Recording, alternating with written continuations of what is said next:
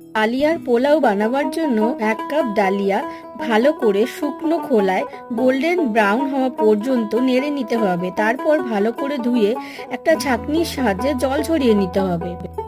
এবার রিফাইন্ড অয়েলের মধ্যে মৌরি, গরম মশলা, তেজপাতা, শুকনো লঙ্কা ফোড়ন দিয়ে একে একে কুচানো গাজর, বেবিকর্ন, ফুলকপি, কড়াইশুঁটি, চিলি ক্যাপসিকাম, কাঁচা লঙ্কা দিয়ে ভেজে নিতে হবে।